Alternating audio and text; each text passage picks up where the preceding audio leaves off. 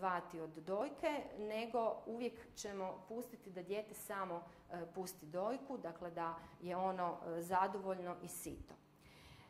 Treba biti svjestan toga da dijete, novorođenče, može i više od 12 puta na dan sisati. To je tako jedna normalna fiziološka situacija, jer malo dijete nema ni veliku zapreminu želuca i češće će morati jesti, upravo zbog toga što su mu i količinski obroci manji. A ono što ja često vidim na terenu, odnosno što vidim u obiteljima, vidim da nekako je to najteže prihvatiti, odnosno uvijek se svi pitaju pa zašto moje dijete tako često jede, pa da li je njemu moje mlijeko dobro, sigurno mu nešto fali, sigurno je gladno i stvara se jedan strah da mlijeka nema dovoljno, odnosno da vi jednostavno nemate tu mogućnost u stvaranju mlijeka.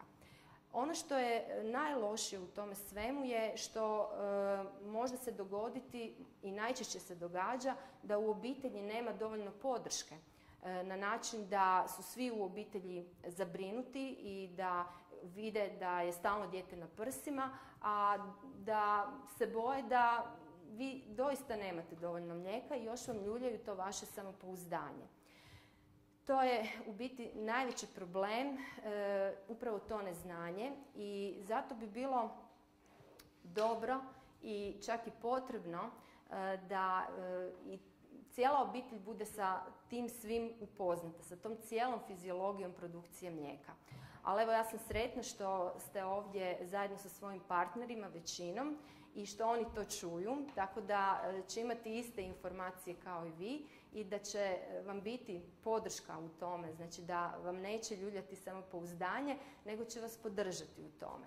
Važno je biti strpljiv u početku i doista nisu sva djeca ista i neće sva djeca na jednaki način i jednako dugo biti na dojci. Neka će zaista jesti 5 minuta i spavati 3 sata, a neka će jesti svakih sat, sat i pol. Nekada čak mogu odspavati i 3 sata, ali onda morate biti svjesni da će se sigurno u narednom periodu češće buditi i češće tražiti dojku da bi nadoknadili to što su prespavali.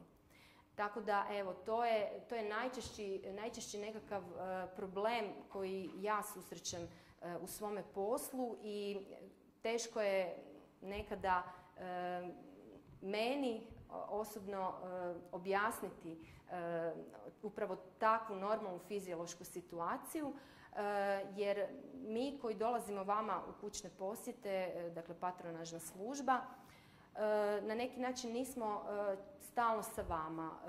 Mi vas upoznajemo praktički tek kad vi dođete iz rodilišta, nismo se prije vjerojatno možda vidjeli i naravno da vi nemate takvo povjerenje u nas i ne vjerujete nam možda toliko koliko vjerujete svojim bliskim familiji, obiteljima, sestri, prijateljici ili nekom slično s kime ste jako bliski. Ali evo, zato je jako dobro da trudnice dođu na trudnički tečaj, da čuju ove informacije i da na neki način sad kada se formira stav o prehrani djeteta, da budu upoznate sa svim tim važnim informacijama koje trebate znati i na koje trebate računati baš u periodu kada dojenje kreće.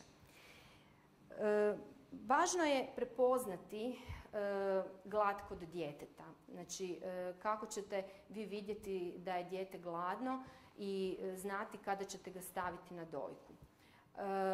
Dijete će pokazivati u početku rane znakove gladi koji su u okviru najčešće da se dijete počne meškoljiti, počne imati brze pokrete očne jabučice, gledati, počne ispuštati zvukove, a isto tako stavljati šakice u usta. Kasni znak gladi je kad se dijete rasplače. Znači kada počne jako plakati, onda je i dosta teško dijete staviti na prsa. potrebno ga je najprije umiriti i tek onda ga staviti na dojku, jer će vrlo teško u tom plaču na pravilan način uhvatiti dojku. Dakle, u početku ga treba malo suportirati, potrebno mu je pomoći, iako je kod djece razvijen taj refleks i traženja i sisanja i hvatanja, no međutim nekada ipak je važno imati strpljenja i pomoći djetetu.